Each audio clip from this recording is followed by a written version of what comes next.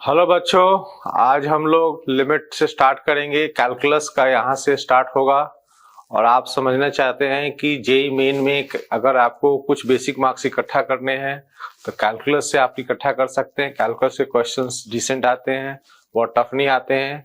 और अगर आपने अच्छी प्रैक्टिस कर ली कुछ चैप्टर्स का, लिमिट का, इंटीग्रेशन का, डेफिनेट इंटीग्रेशन का, तो इसके जो रिलेटेड क्वेश्चंस होंगे वो आपके पक्का जेई मेन में सॉल्व हो जाएंगे, है ना।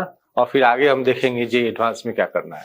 ठीक है, तो आज हम लोग लिमिट के कुछ प्रैक्टिस करते हैं और देखते हैं कि लिमिट में क्या वैरायटी ऑफ क्वेश्चंस हो सकते हैं जो अपने को सीखना चाहिए। नाउ बहुत सारे क्वेश्चन जो लिमिट के होते हैं उसमें एग्जिस्टेंस नॉन एग्जिस्टेंस का इशू रहता है। और वो देखो यहाँ पे ग्रेटेस्ट इंटीजर से रिलेटेड क्वेश्चंस हैं, तो आपको ये देखना पड़ता है कि ये जो क्वांटिटी ग्रेटेस्ट इंटीजर के अंदर है, एक तो वो अप्रोच कहाँ कर रहा है। अगर कोई इंटीजर के पास कर रहा है सपोज करो, तो उसमें आपको बहुत बारीकी से देखना पड़ता है कि उस इंटीजर से हम लोग नीचे चल रहे हैं या ऊपर चल रहे हैं। अगर आप नॉन इंटीजर के पास हो, मान लो आप अप्रोच कर रहे हो 4/3 को, अंदर की क्वांटिटी की बात कर रहा हूँ, तो 4/3 अप्रोच कर रहा है तो थोड़ा 19-20 होगा। अगर left hand side right hand side से तो कोई दिक्कत नहीं है, उसका लिमिट 1 हो जाएगा 4/3 का ग्रेटेस्ट इंटीजर। बट अगर आप एग्जैक्टली इंटीजर के पास आ रहे हो तो अब ये जानना बहुत जरूरी है कि वो क्वांटिटी 1 से हल्का सा छोटा पड़ रहा है कि बड़ा पड़ रहा है, और वो भी दोनों साइड से हम चेक करेंगे, लेफ्ट साइड से और राइट साइड से, है ना। तो इस पॉइंट ऑफ व्यू से काम करते हैं हम लोग। स्मॉल पॉजिटिव क्वांटिटी एच अपने हाथ में ले लेते हैं हम लोग, है ना, और इसमें पुट करके देखते हैं कि अंदर का एक्सप्रेशन कैसा बिहेव कर रहा है इस समय। तो मान लो हम लोग लेफ्ट हैंड लिमिट की बात करते हैं, तो limit H into 0, 0 minus H में इसमें पुट कर रहा हूं, ठीक है। तो 1 माइनस ई के पावर 0 माइनस एच, साइन का भी minus h minus sine h हो जाएगा, और नीचे जो है मॉडुलस में माइनस एच आएगा तो एच आएगा, ठीक है। अब यहां भी दिख नहीं रहा है चीजें किस तरह की हैं, अभी मोटा मोटा आप देख सकते हो इसमें कि ये क्वांटिटी लिमिट में 1 जा रहा है और ये 0 जा रहा है, तो ये 0 जा रहा है। बट उससे नहीं होगा, आपको देखना पड़ेगा एग्जैक्टली कि ये छोटा पड़ रहा है कि बड़ा पड़ रहा है। उसके लिए हम लोग क्या करेंगे, थोड़ा सा एक्सपैंड कर सकते हैं हम लोग। h टेंडिंग टू 0 है, अगर इसको एक्सपैंड करेंगे तो कैसा दिख रहा है, 1 माइनस एच, है ना। इसका एक्सपेंशन में आप जानते हो क्या आता है, 1 माइनस एच आएगा पहले, और प्लस h²/2 अगर आएगा, हल्का सा देखने के लिए कि ये क्वांटिटी कैसा है। ये तो हमें पता है कि साइन h/h जो है 1 से छोटा होता है, तो ये माइनस यहां रख लेता हूं मैं, साइन h/h ऐसा हो गया, ठीक है। अभी देखता हूं क्या हो रहा है। ये इस क्वांटिटी में 1 कैंसिल हुआ, ये देखो आपका माइनस साइन अंदर गया, तो ये आ रहा है h minus h²/2 and so on. अब आपको ये पता होगा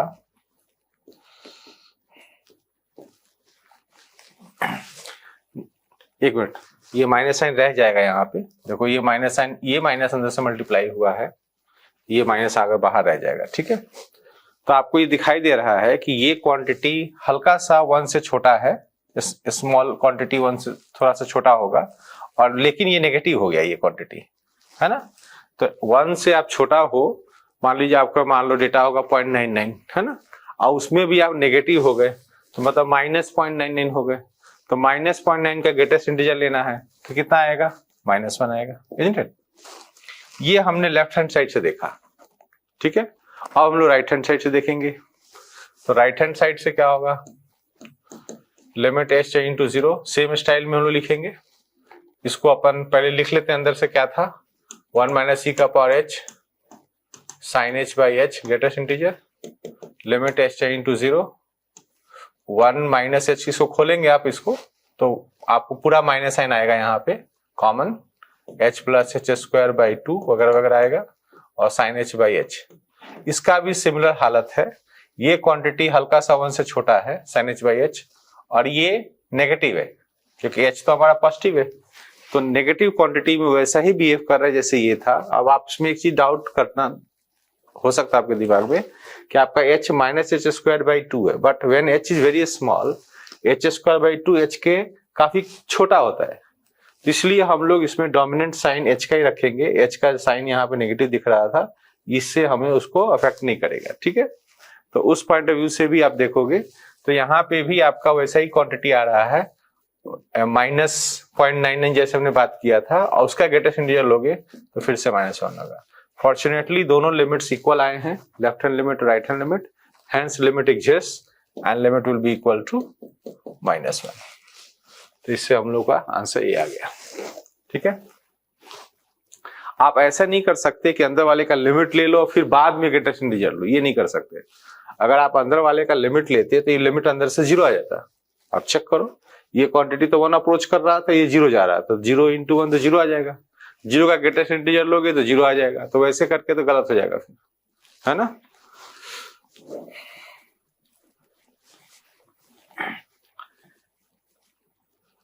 late fx equal to this, यहाँ भी सिमिलर ट्रेंड है, हम लोग को लिमिट निकालना है fx का x टेंडिंग टू 0 पे। तो हम लोग को sin x और x के बारे में पता है कि वो क्वांटिटी हल्का सा 1 से छोटा होता है, मतलब 0.99 के रेंज में रहेगा। तो ये क्वांटिटी को 1 से छोटा हम लोग मानेंगे, और उसी प्रकार से अब इस क्वांटिटी को हमें पता लगाना पड़ेगा कि ये किस तरह से बिहेव कर रहा है। तो एक बार मैं स्टडी करके दिखाता हूँ आपको। जैसे लिमिट x टेंडिंग टू 0 में हम लोग वर्क कर रहे हैं, और एक चीज आप नोटिस करो कि ये जो function sin x by x है ना, ये एक इवन फंक्शन है ना। तो जैसा वो 0 प्लस पे बिहेव करेगा वैसा ही 0 माइनस पे बिहेव करेगा, है ना। तो अगर हम यहाँ सोच रहे हैं तो हम लोग यहाँ पे भले राइट हैंड साइड से सोच लें 1 मिनट को, बट वो same activity left hand side से भी होगी। आप सभी फंक्शंस को देख लो, सभी फंक्शंस इवन है ना। तो इवन फंक्शन में बेनिफिट हो गया कि सिर्फ हम राइट हैंड साइड का भी सोचोगे तो वही लिमिट आपका एग्जिस्ट, जो भी करेगा वही लेफ्ट हैंड का भी लिमिट होगा, इसलिए वो इक्वल हो जाएंगे, है ना। तो एक साइड से ही हम लोग को देखना है इस वक्त। तो अगर ये हम लोग अभी प्राइमरली सोच रहे हैं कि हम राइट साइड से सोच रहे हैं, ठीक है। इसको हमें लिखना कैसे है मैं बता दूं आपको। sin 2x बाई 2x लिखना है। क्यों? क्योंकि हम इसी के बारे में जानते हैं कि ये क्वांटिटी अप्रोक्सीमेटली 1 होता है, 1 से थोड़ा छोटा होता है ना। तो ये जरा सा ये क्वांटिटी अगर देखा जाए 4 से मल्टीप्लाई होगा 1 से छोटा होकर के, तो ये अप्रोक्सीमेटली 4 से छोटा है। बहुत ज्यादा छोटा नहीं है, थोड़ा सा छोटा है। जैसे आप मान लीजिए 3.99 के रेंज में ले लो, तो उस समय आपका ये इंटीग्रल पार्ट कितना हो जाएगा, ऑब्वियसली 3 हो जाएगा, है ना। तो उसको हम लोग लिखेंगे अभी। इसी तरह सबको हम लोग सजा करके ऐसे ही कर लेंगे। तो 10² sin 10x बाई 10x, ये दोनों आप मैच करा लो, तब आपको आइडिया लगेगा कि ये क्वांटिटी जो है अप्रोक्सीमेटली 1 से छोटा है, और ये क्वांटिटी अप्रोक्सीमेटली 10² से छोटा है, ठीक है ना। तो इसका भी ग्रेटेस्ट इंटीजर हम लिखेंगे। मान लीजिए वो 100 होने वाला था, लेकिन 100 से थोड़ा छोटा, मतलब 99 लेना है हम लोग। तो let us right all of them. तो इसको भी मैं लिख देता हूँ, ये भी 1 से हल्का छोटा, तो एक्चुअली में 0 आएगा, तो इसको मैं 1² - 0 लिख देता हूँ पैटर्न में, ताकि हम लोग यहाँ पे लिखने वाले हैं 2² - 1। बेसिकली ये 4 नहीं था, 4 से थोड़ा छोटा था, 3.99 था, तो ग्रेटेस्ट इंटीजर में उसका 3 हो जाएगा वैल्यू। तो उसके हिसाब से हमने इसको स्टाइल में लिख दिया है 2² - 1, ठीक है ना। इससे क्या पैटर्न, इससे एक पैटर्न बन जाएगा जिससे हम लोग एक सीक्वेंस स्टाइल में इसको जोड़ लेंगे। तो इसको मैंने 100 - 1 ना करके 10² - 1 लिख दिया है, ठीक है। अब इसको 1 से 10 तक हम लोग जोड़ देते हैं फटाफट। तो आपके पास फॉर्मूला होता है 10, 11 और 2n + 1, मतलब 21/6 माइनस ये कितने टर्म्स थे हमारे पास। इसको मैं ये 1 लिखना चाहिए, क्योंकि एक्चुअली 0 था ये, तो मैं 1² - 1 इसी पैटर्न को कंटिन्यू करने के लिए लिखा था मैंने। तो 10 टर्म्स हैं हमारे पास यहाँ पे, तो -10 भी आ जाएगा। तो कितना हो गया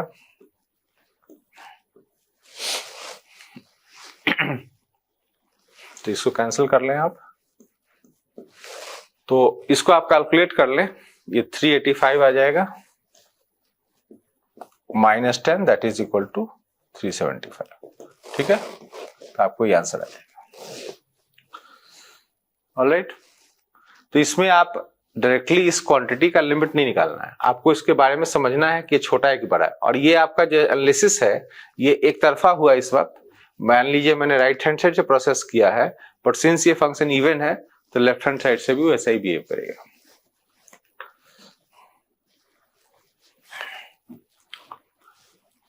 नाउ ये देखिए क्या स्थिति है, इसमें फंक्शन fx और gx के बारे में डिस्कशन चल रहा है। fx एक्सच यहाँ पे क्यूबिक है, लेकिन वो बताया नहीं गया कौन सा क्यूबिक है। लेकिन आपको x टेंडिंग टू 1 में इसके रेशियो का लिमिट आ रहा है, x टेंडिंग टू -2 में भी आ रहा है। अब एक चीज आप इंटरेस्टिंग चीज नोट करो कि ये x टेंडिंग टू 1 और x टेंडिंग टू -2 का क्या रोल है g में। तो अगर आप g को फैक्टराइज करो तो इसको आपको देखने को मिलेगा कि ये दोनों उसके रूट्स हैं। आप इसको फैक्टराइज करके देखो, ये दोनों उसके रूट्स हैं। दैट मीन्स कि कहीं ना कहीं फैक्टर कैंसिलेशन वाला क्वेश्चन है ये, है ना। तो अगर आपका लिमिट f का एग्जिस्ट कर रहा है x टेंडिंग टू 1 में और डिनोमिनेटर में x माइनस 1 है, तो आप जरा सोचो ऊपर में जरूर x माइनस 1 कैंसिल हुआ है और ये लिमिट आपका नॉन जीरो आया, देखो आप 1, इसका मतलब एग्जैक्टली कैंसिल हुआ है, isn't it? सिमिलरली यहाँ पे भी आप देखो x टेंडिंग टू -2 में फैक्टर ऊपर से x+2 का कटा होगा तभी लिमिट नॉन जीरो आया होगा एग्जैक्टली। तो इसका मतलब fx में दो फैक्टर, ये तो हमें समझ में आ चुका है कि ये दोनों होंगे। तो इसका मतलब हम लोग को fx समझ में आ गया है कि x माइनस 1 x+2 का फैक्टर रखा होगा। बीइंग अ क्यूबिक, अभी मैं इसके एबीसीडी को यूज नहीं करता, मैं जनरल कोई और एक फैक्टर लीनियर रख लेता हूं ताकि क्यूबिक हमें पता चल जाए कि इस तरह का fx होगा। अब जब आप फर्स्ट लिमिट को सॉल्व करोगे, लिमिट x टेंडिंग टू 1, तो उसमें क्या लिखोगे आप, x माइनस 1 x+2 p और q हम लोग अभी डिसाइड करेंगे, अभी डिसाइडेड नहीं है, डिवाइडेड बाई उसके फैक्टर्स पे यहाँ लिख ले x+2, ठीक है। तो ऐसे फैक्टर कैंसिलेशन में तो इसी की कैंसिलेशन की जरूरत है, बट ये भी कट जा रहा है, इसको भी हटा दो और अब इसका लिमिट निकालो। तो इसका लिमिट आ रहा है p प्लस क्यू, जो कि क्वेश्चन में मेंशन्ड है कि इसका लिमिट 1 है, इक्वल टू 1 एक इक्वेशन बन गया यहाँ पे, ठीक है। उसी तरह से सेकंड लिमिट का फायदा उठाएं आप। सेकंड लिमिट में भी क्या होगा, ये दोनों फैक्टर कट जाएंगे, ऊपर px प्लस क्यू बच जाएगा, तो उसका लिमिट क्या आ रहा है, -2p plus q is equal to 4, right. अब फिर आप इन दोनों इक्वेशंस को लेकर के p और q निकाल लोगे, तो जैसे घटा दिया जाए तो 3p इक्वल टू -3 होकर के p इक्वल टू -1 आ गया। अब p -1 इसमें पुट कर दो आप, तो q का वैल्यू 2 आ गया, ओके। अब हम लोग पूरी तरह से कंट्रोल में आ गए हैं fx के। fx वी नो कि ये दोनों को तो मल्टीप्लाई करेंगे तो वापस वो टर्म gx वाला दिखेगा, है ना। और ये px प्लस q भी हमारा सेट हो गया है, -x+2 इस तरह से यहाँ आ गया है। px और q के वैल्यू मैंने यहाँ रख दिया है, ठीक है। अब हम पूरा एक्सप्रेशन को खोल लेते हैं हम लोग, तो कितना दिखा रहा है, -x³ plus 2x² -x² plus 2x minus 4, ठीक है। तो इससे आप पकड़ सकते हो, इन दोनों टर्म्स को कंबाइन कर लें, इससे आप ABCD की वैल्यू पकड़ सकते हो। तो A आएगा -1, B आप यहां से कंपेयर करो आएगा आपका 1, C आएगा, C का वैल्यू मैंने शायद गलत ले लिया, एक बार चेक कर लेता हूं मैं। X मैंने मल्टीप्लाई करा था ना यहाँ से, तो ये -x² प्लस 2x आया था। अच्छा, ये वाला टर्म मैंने नहीं लिखा है, 2 बार 2x आएगा, एक बार और 2x आएगा, तो C का वैल्यू 4 हो गया और D का वैल्यू भी आ गया आपका -4, ठीक है। अब आपको ये कैलकुलेट करना है, तो सिंपल है, c² d² करेंगे तो ऊपर से 16 प्लस 16 आ जाएगा और नीचे a² b² करेंगे तो 1 + 1 2 आ जाएगा। तो ये नेट आंसर हमारा 32 डिवाइडेड बाई 2 आ गया, विच इज 12, विच इज 16, ठीक है।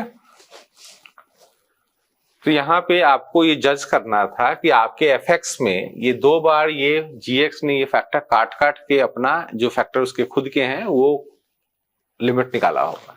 तो fx के 2 फैक्टर हमने पकड़ लिया है, तीसरा फैक्टर ही बस हम लोग को पकड़ना था जो इन दोनों लिमिट के रिजल्ट से हमें निकल गया है, ठीक है।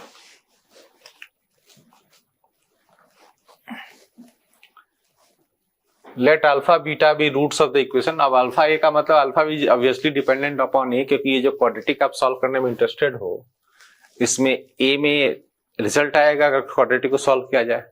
फिर ये दोनों के लिमिट्स पूछ रहे हैं कि ये दोनों क्वांटिटी पे अगर a टेंडिंग टू 0 लगाया जाए तो क्या होगा, है ना। तो हम लोग इसमें एक स्मार्ट वर्क कर सकते हैं, इस पूरे एक्सप्रेशन को हम लोग a से डिवाइड कर दें, है ना, और ये 0/0 फॉर्म पकड़ लेगा इस तरीके से, है ना। और पूरे एक्सप्रेशन पे लिमिट ले लें, लिमिट a टेंडिंग टू 0। अब आप एक काम ये भी कर सकते हो, रूट्स निकाल करके फिर उसका लिमिट निकालो, बट वो बहुत ज्यादा टाइम लेगा। तो उस एक्सप्रेशन पे हम लोग ये लिमिट निकालेंगे। अगर हम लोग ये पूरा लिख लेना आप, है ना, मैं तो यहाँ थोड़ा सा लिख देता हूँ, इसके ऊपर आप लिमिट निकाल देना, है ना। दोनों साइड लिमिट लगा दो, उधर भी लिमिट लगाओ तो लिमिट 0 का 0 ही आएगा। तो उसके बाद ये क्या होने वाला है, आप इसके स्टैंडर्ड फॉर्मूला में आप कह सकते हो इसका लिमिट 1/3 आएगा, उस सेकंड वाले का लिमिट हाफ आएगा और तीसरे वाले का लिमिट 1/6 आएगा, है ना। ये फॉर्मूला होता है ना आपके पास, आपको ये पता होगा, लिमिट मान लीजिए n tending to a tending to 0, 0 plus लिखा है उससे कोई फर्क नहीं पड़ता, 0 से भी हो जाएगा। अपने को 1 प्लस a का power n minus 1 upon a, मैंने ये फॉर्मूला 3 बार लगा लिया है, ठीक है। तो उसके हिसाब से ये इक्वेशन हमारा बन गया। अब हम लोग इस इक्वेशन को सॉल्व कर देंगे और उसी के जो दो रूट्स आएंगे हम लोगों को मिल जाएंगे यहाँ पे। इसके दो रूट्स, एक तो माइनस हाफ आ रहा है और एक -1 आ रहा है, दो रूट्स ही आ रहे हैं। तो माइनस हाफ और -1 हमारे दो वैल्यूज हो जाएंगे, ठीक है ना। तो इसमें स्मार्ट वर्क करना पड़ेगा, अदरवाइज एक हैवी ड्यूटी वर्क कोई कर सकता है कि जैसे कि हम लोग इसमें वो अल्फा और बीटा निकालने लग जाए क्वाड्रेटिक सॉल्व करके, फिर उसका लिमिट निकालने, तो वो बहुत टाइम लगेगा, उससे एक्सप्रेशन बड़ा भी आएगा, टाइम वेस्ट होगा।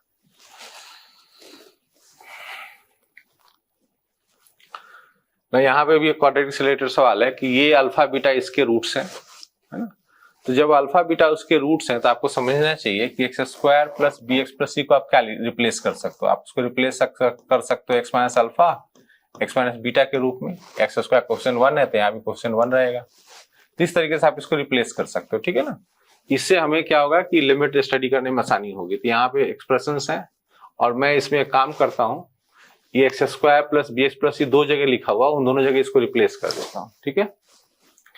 तो limit x tending to beta e के पावर में 2 x minus alpha x minus beta -1 -2 x minus alpha x minus beta upon x minus beta whole square, ठीक है। अब आप चेक कर लो कि x के बीटा जाने से क्या होगा, ये 0/0 फॉर्म है, चेक कर लो आप इसको, है ना। तो अब हम लोग इसमें सिंपल काम करेंगे, थोड़ा एक्सपेंशन ले लेंगे तो काफी जल्दी काम खत्म हो जाएगा। तो एक्सपेंशन के लिए क्या करते हैं, e के पावर समथिंग को 1 लिखते हो पहले, प्लस उस टर्म को लिखते हो, है ना। फिर उसके बाद नेक्स्ट टर्म लिखते हो इसी का स्क्वायर करके divide by 2 factorial and so on, है ना। -1 -2 x minus alpha x minus beta. और टर्म्स हमने नहीं लिखा, क्या सोच के नहीं लिखा, ये आपने एक्सपीरियंस लिया होगा। जब एक्सपेंशन सीरीज के क्वेश्चंस हम लोग करते हैं उसमें हमने डिनोमिनेटर को देखते हैं, इसमें डिनोमिनेटर को आप देखो, इसमें पावर 2 तक गया है, उतने ही पावर तक हमने भी एक्सपेंड किया है इसमें, उसके ऊपर की जरूरत नहीं है, वो सब टेंडिंग टू 0 में खत्म हो जाते हैं। अब आप देखो ध्यान से, ये दोनों चीजें यहाँ से कैंसिल हो गई हैं, ठीक है। अब ये और भी टर्म्स है लेकिन फाइनली ये x माइनस बीटा स्क्वायर वहां से कैंसिल हो जाएगा और आपका लिमिट कितना आ जाएगा, ये x माइनस बीटा स्क्वायर फिर बाद में यहाँ से कैंसिल हो जाएगा, कितना लिमिट आएगा बताओ। ये 2 स्क्वायर 4 है, नीचे 2 फैक्टोरियल है तो नेट 2 आ गया, और ये x जो है बीटा को अप्रोच कर रहा है तो बीटा माइनस अल्फा का होल स्क्वायर आ गया। ना आंसर अल्फा बीटा में नहीं लेना है हमें, आंसर का ऑप्शन देखो BC में है, तो we will go back, quadratic का फिर से लाभ उठाएंगे हम लोग, इंटरेस्टिंग सवाल है। तो इसमें डिफरेंस हम रूट के हिसाब से फिर से सोचते हैं हम लोग। तो डिफरेंस रूट में आप क्या लिख सकते हो, अल्फा प्लस बीटा का होल स्क्वायर -4 अल्फा बीटा लिख सकते हो, ठीक है ना। तो सम ऑफ रूट्स आपको पता ही है, alpha plus beta minus B आ रहा है, फिर वहां रख दें बी स्क्वायर आ जाएगा और -4c प्रोडक्ट ऑफ रूट्स आ जाएगा। तो इस तरह का आपको ऑप्शन यहाँ देखने को मिल रहा है। तो यहाँ पे जो स्मार्ट वर्क है वो इस बात से है कि आपने ये क्वाड्रेटिक को इस तरह से फैक्टराइज कर लिया और फिर इसको रिप्लेस करके आपने मैनेज किया। ऐसे कई क्वेश्चन जेईई मेन में भी आए हैं और ये पॉपुलर हैं, इसको थोड़ा ध्यान दें आप कैसे करते हैं।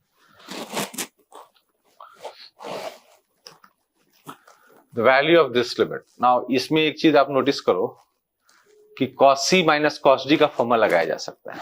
आप देखो इसमें कैसे लगाओगे cos c minus cos d का formula, limit x tending to 0, क्या लिखते हो आप, 2 sin this plus this by 2 और sin x minus sin x by 2, उल्टा करते हैं, अपॉन x पावर 4, ठीक है। अब आपको सोचो कि ये दोनों क्वांटिटीज जो इसके अंदर पड़ी हैं, दोनों क्वांटिटीज वो 0 जा रही हैं, तो उसको हम लोग नीचे कॉपी कर सकते हैं। एक काम करता हूं मैं, इसी यही तीसरी स्टेप में कंटिन्यू करता हूं, ये sin x plus x by 2 यहाँ लिख दिया, इसको भी लिख दिया, x minus sin x by 2 यहाँ पे, और इनको ऊपर वापस यहाँ पे मल्टीप्लाई कर लिया। Sine x plus x by 2 और x minus sine x by 2। ठीक है, ये हमारा काम हो गया। इसमें अब क्या क्या फायदा उठाएंगे हम लोग, इसको इसके साथ मिलाकर लिमिट ले लेंगे 1, इसको इसके साथ लिमिट ले लेंगे फिर से 1 साइन एक्स बाई एक्स के फॉर्मेट से, है ना, और वो दो चीज बचा लेंगे और फिर इसके साथ सॉल्व करेंगे बाद में। 1 2 आप चाहें तो यहाँ से कैंसिल कर लें। ठीक है, अब साइन एक्स बाई एक्स को एक एक्स की जरूरत है फॉर फाइंडिंग इट्स लिमिट, तो इसको हम लोग क्या करेंगे, एक एक्स इसको हम लोग सप्लाई कर देंगे। तो एक एक्स हमने इसमें डिवाइड कर दिया फर्स्ट ब्रैकेट में, इसमें से निकाल कर, और ऑब्वियसली हम लोग का एक्स क्यूब बच गया है तो वो उसके काम आएगा, है ना। तो half x minus sine x by whole cube. ठीक है, अब आप चेक करोगे तो इसका लिमिट 2 आ रहा है इसका, और ये 2 कैंसिल हो जाएगा।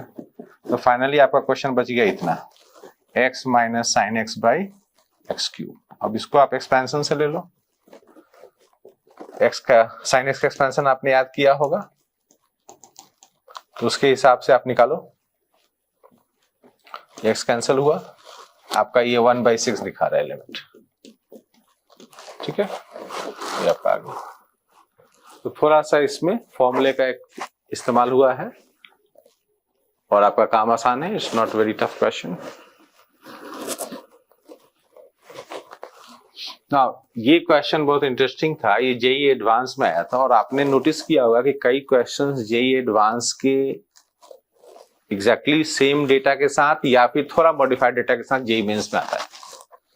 तो आपको ये ध्यान रखनी पड़ेगी कि जो जेई एडवांस के क्वेश्चंस हैं ऑब्जेक्टिव वाले, खास करके पुराने टाइम के, उनको हम कंट्रोल में रखें, क्योंकि उनके थ्रू आपको बहुत सारे क्वेश्चंस मेंस में आपको मिल सकते हैं, आसानी से आप पकड़ लेंगे। आप उसको जब ऑलरेडी नोन क्वेश्चन होगा तो आप तुरंत सॉल्व कर लोगे ना कॉन्फिडेंस के साथ, है ना।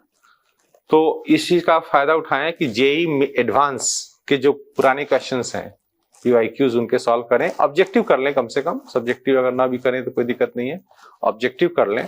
उनमें से बहुत सारे क्वेश्चन जेई मेंस में रिपीट करते हैं या सिमिलर आते हैं।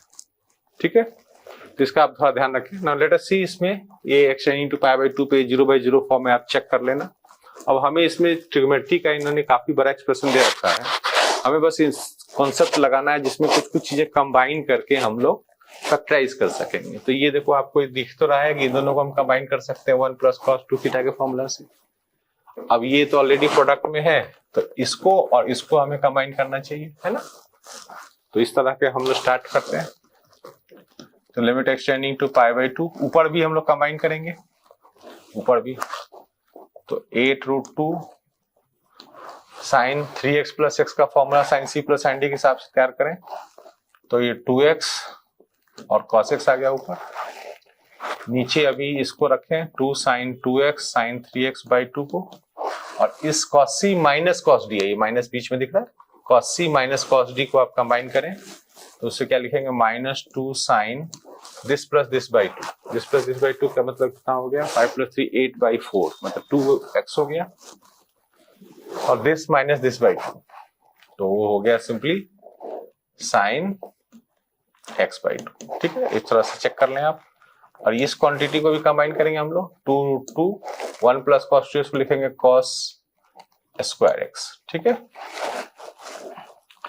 एक इंटरेस्टिंग बात दिख रही है हम लोगों को कि x into π/2 पे चीजें कौन सी 0 जाती हैं। cos के टर्म 0 जा रहे हैं, जैसे ये टर्म cos का 0 जाएगा, ये टर्म ऊपर cos का 0 जा रहा है, तो इसमें भी हमें कुछ टर्म्स cos का निकालना चाहिए। लेट अस सी। एक तो अच्छी बात है कि 2 sin 2x दोनों जगह कॉमन है, तो उसको भी मैं कॉमन लेके लिखता हूँ, लिमिट एक्सटेंडिंग टू π/2। और मैं इसमें भी देख रहा हूँ sin 2x का फॉर्मूला को ओपन कर दे रहा हूं मैं, तो 16√2 sin x cos स्क्वायर। हमें cos के टर्म को यहाँ पे इकट्ठा करना है, किस लिए, क्योंकि cos का टर्म ही 0 जा रहा है ना। अब इसमें से भी आप देखो 2 sin 2x वाला टर्म जो कॉमन लोगे आप, है ना, तो उसको भी 1 मिनट कॉमन लेने दो मुझे, cos 2x, और sin c - sin d फिर से लगाएंगे हम यहाँ पे, तो उससे कितना आएगा, 2 cos this + this/2, तो कितना हो जाएगा, cos x हो जाएगा, और this - this/2 कितना हो जाएगा, sin x/2। ठीक है, और -2√2 cos square x। अब एक चीज इंटरेस्टिंग हो रहा है कि cos स्क्वायर एक्स, यहाँ भी cos स्क्वायर एक्स में तैयार कर लेता हूँ। तो लिमिट एक्सटेंडिंग टू π/2, थोड़ा सा इसमें पेशेंस रखना पड़ेगा इस क्वेश्चन में, ट्रिग्नोमेट्री का काम इसमें हुआ है। यहाँ पे आपका 8 बन गया sin x cos square x और sin x/2 और -2√2 cos स्क्वायर एक्स। ठीक है, अब आपको इसमें राहत ये मिल रही है कि cos स्क्वायर एक्स ऊपर नीचे से कैंसिल हो रहा है सब में से, है ना। और अब आप लिमिट ले सकते हो क्योंकि अब कोई टर्म में डिस्टर्बेंस नहीं है। तो इसका लिमिट निकालने में क्या करोगे, 16√2 पर आ गया, sin x 1 अप्रोच करेगा, यहाँ पे ये 8 तो ये है ही है, ये 1 है और ये 1/√2 अप्रोच करेगा और -2√2। इसको सॉल्व करें हम लोग, तो इसको आप √2 से चाहे तो मल्टीप्लाई कर लें, √2 से ऊपर नीचे मल्टीप्लाई करेंगे तो 32 ऊपर हो जाएगा और नीचे आ जाएगा 8 - 4। तो आपको इसमें आंसर कितना आ जाएगा, 8, है ना। तो इसमें जो टेस्ट हुआ है इस क्वेश्चन में जेईई एडवांस के अंदर, वो इस बात का हुआ है कि थोड़ी ट्रिग्नोमेट्री आपको मैनेज करने आती है कि नहीं आती, कैसे आप फैक्टर निकालते हो। और इसकी प्रैक्टिस तो आपको देखो ट्रिग्नोमेट्री इक्वेशंस में भी मिलती है कि how do you get factors, निकाल करके ट्रिग्नोमेट्री इक्वेशंस हम लोग सॉल्व करते हैं। वो हमने पहले के सिलेबस में किया था ट्रिग्नोमेट्री इक्वेशंस, तो वो सब चीजें जो हैं यहाँ भी देखो कुछ काम आ रही है। अब आपको फैक्टर निकालने नहीं आ रहा है, आप रैंडमली चीजें गुना कर रहे हो। अच्छा, कई बार ऐसा भी होता है कि जैसे बच्चों ने लिमिट में एक लेच रूल सीख लिया है, लॉ ऑफ पीटर्स रूल, और लॉ ऑफ पीटर्स रूल लगा लगा के करेंगे तो इसमें एक्सप्रेशन इतने बड़े तैयार हो जाएंगे कि आपको हो सकता है कि टाइम ज्यादा वेस्ट हो जाए, है ना। तो इसमें हो सकता है कि आपको कॉम्प्लिकेशन आए, क्योंकि देखो इस cos स्क्वायर एक्स से कटने से हमें ऐसा लग रहा है कि 2 डिग्री का टर्म इसमें है। इसका मतलब ये है कि एक बार LHU लगाने से ये सवाल सेटल नहीं हुआ होगा, और जब आप ट्रिग्नोमेट्री में डिफरेंशिएशन करोगे तो ये और ज्यादा फैलता है, तो वो गलत रास्ते पे आदमी चला जाएगा। अगर आप सोच रहे हो कि मैं LHU जानता हूँ और उसी से मैं सारे लिमिट का क्वेश्चन कर लूंगा, तो अब देखो जेईई ने इन्होंने कैसे इस्तेमाल करा एक्सप्रेशन। उस एक्सप्रेशन में कोई LHU लगाकर चीजों को कॉम्प्लिकेट ही करेगा, आसान तो नहीं करेगा। तो बेसिक प्रोसेसेस आपके पास होनी चाहिए, आपको देखना पड़ता है मौके पे कि LHU लगाना है नहीं लगाना है। तो अभी हम लोग बेसिक प्रोसेसेस को ज्यादा इस्तेमाल कर रहे हैं, है ना। Limit this is equal to 1, आपको कांस्टेंट ढूंढने, तो इस तरह के बहुत सारे क्वेश्चन होते हैं जिसमें कांस्टेंट ढूंढना होता है। तो आप लोग देख लेते हैं क्या करना है। एक तो ये हम लोग को समझ में आ रहा है कि ये पॉजिटिव है तो ये क्वांटिटी वेल डिफाइंड है, इसका लिमिट तो सिंपली इसका निकल सकता है 1/√a, आप निकाल लो लिमिट, कोई दिक्कत नहीं है। उसके बाद इधर देखो क्या हो रहा है, इसको आप एक्सपैंड कर लो, bx - x + x³/3 फैक्टोरियल, इस तरह से एक्सपैंड कर लो। अब आप देखो आपको ये लिमिट 1 आ रहा है, आप देखो इस लिमिट की वैल्यू 1 दी गई है, इसका मतलब डेफिनेटली ये फैक्टर जो x³ है वो कटा होगा, तभी जाके लिमिट आया होगा, और बैलेंस में कटा होगा। तो उसके लिए मुझे इस टर्म को यहाँ से एलिमिनेट करना पड़ेगा, ये जो टर्म आप देख रहे हो ना, इसको एलिमिनेट करना पड़ेगा। तो उसमें अज्यूम करेंगे ये b1 था और इसलिए ये कैंसिल हो गया। उसके बाद आपको रास्ता खुलेगा यहाँ पे x³ कटने का, है ना। तो x³ कटने के बाद यहाँ से कौन सा लिमिट आ रहा है बताओ, ये 3 फैक्टोरियल ऊपर चला जाएगा, 6/√a आ रहा है इधर से, है ना, और उसकी वैल्यू 1 आएगी। तो बहुत इजी है, यहाँ से a आपका मिल हो गया 36, तो ये 36 और b1 आपका ये काम। तो इसमें रिक्वायरमेंट क्या थी आपकी, रिक्वायरमेंट ये थी कि आप एक्सपेंशन करो और बराबर डिग्री के ऊपर नीचे टर्म्स कैंसिलेशन का इंतजाम करो, क्योंकि नॉन जीरो लिमिट 1 दिया हुआ है यहाँ पे, है ना।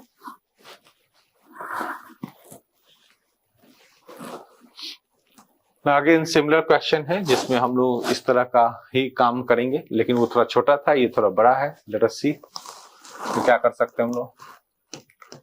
तो x³ यहाँ दिख रहा है, तो हम लोग को ये समझ में आ गया कि हमें टर्म्स एक्सपेंशन में x³ तक तो फॉलो करना ही पड़ेगा, है ना।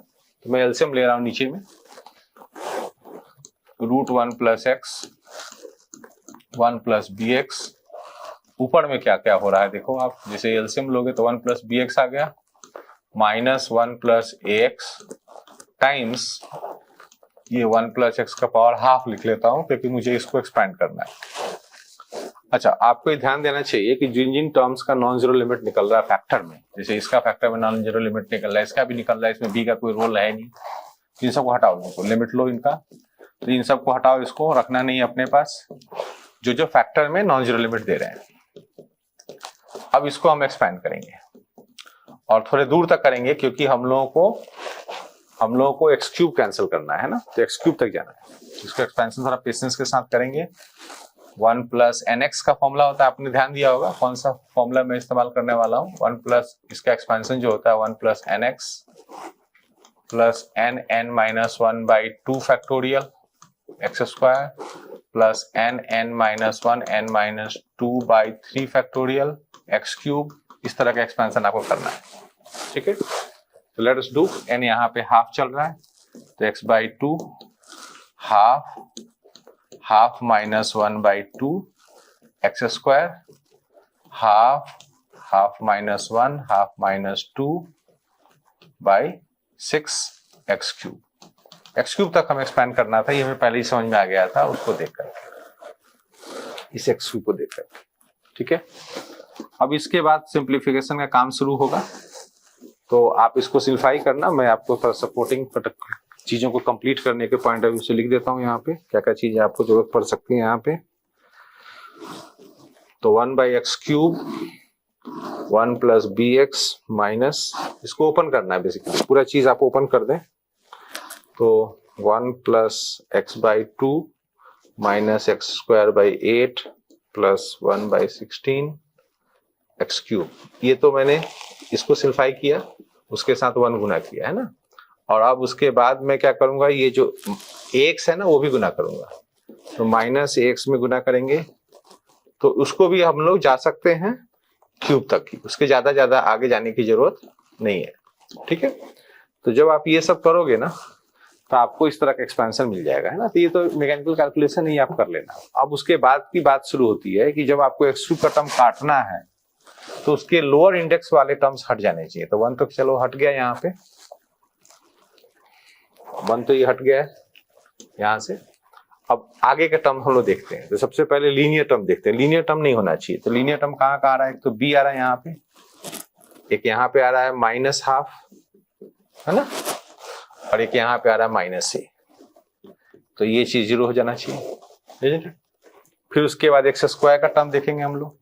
एक्स स्क्वायर का टर्म यहाँ पे कितना आ रहा है आपको, देखो यहाँ पे तो नहीं है, यहाँ पे प्लस में है, तो प्लस 1 बाई 8 आ रहा है यहाँ पे, और इसमें कितना आ रहा है minus a by 2 equal to 0, ठीक है। इन दो चीजों को अज्यूम करने के बाद अब एक्स क्यूब का टर्म दिखाई देगा, है ना। ये दोनों का अज्यूम क्यों किया हमने, हम लोग नहीं चाहते हैं कि एक्स का टर्म ऊपर रहे या एक्स क्यूब स्क्वायर का टर्म ऊपर रहे, क्योंकि इसके लिमिट को एग्जिस्ट करानी है हम लोग, है ना। तो अब जाकर हम लोग एक्स क्यूब के फैक्टर काटेंगे तो लिमिट आएगा, है ना। तो जब एक्स क्यूब का फैक्टर ऊपर से इकट्ठा करोगे और नीचे से एक्स क्यूब कोएफिशिएंट 1 है तो उससे लिमिट आएगा। तो लेट अस से लिमिट क्या आएगा, लिमिट आएगा आपको एक्स क्यूब टर्म में इकट्ठा करता हूं ऊपर से, यहाँ से आ रहा है आपको माइनस 1 बाई 16 और यहाँ से आ रहा है प्लस ए बाई 8, है ना, प्लस ए बाई 8। यहां से आपको दिखाई दे रहा है, आप ए की वैल्यू यहां से निकाल लो। ए की वैल्यू कितनी आ रही है, 1 बाई 4 आ रहा है। इस वैल्यू को आप यहाँ रखना, तो आपका जब 1 बाई 4 रखोगे तो बी का वैल्यू 3 बाई 4 आ जाएगा, है ना। और ए का यही वैल्यू आप वहां रख देंगे तो उससे लिमिट की वैल्यू कंप्लीट हो जाएगी। माइनस 1 बाई 16 प्लस 1 बाई 32, तो ये माइनस 1 बाई 32 आ गया, ठीक है। अब नंबर्स तो सब आ गए, एल और ए और बी। अब वो एक्सप्रेशन कैलकुलेट करना है हम लोग को, ऐसा ये एल है ना, ये एक्सप्रेशन हमें कैलकुलेट करना है, तो आप कर लेना कैलकुलेट। ए बी और एल अवेलेबल है, उससे आप निकाल के 72 आंसर ले आना, ठीक है। तो इसमें हमें थोड़ा पेशेंस के साथ एक्सपेंड, हमने देखा है कुछ बच्चों का अटेम्प्ट करते हैं, वो क्या है थोड़े टर्म्स ही एक्सपेंड करते हैं। कई बार क्या करते हैं बच्चे, ये एक्स क्यूब वाले टर्म को नहीं लिखेंगे, वो सोच रहे हैं कि एक्स स्क्वायर आ गया है, यहाँ एक्स क्यूब जनरेट हो जाएगा। आपको पार्शियली एक्स क्यूब के टर्म जनरेट नहीं करने, आपको सारे टर्म जनरेट करने जो भी पॉसिबल है। तो आप लेजी नहीं हो सकते आप इसमें कि भाई एक्स क्यूब आ गया आगे का टर्म क्यों लिखें, ऐसा नहीं है। सारे एक्स क्यूब के टर्म्स आपको ढूंढने पड़ेंगे, तब जाके आपका काम अच्छा होगा, ठीक है।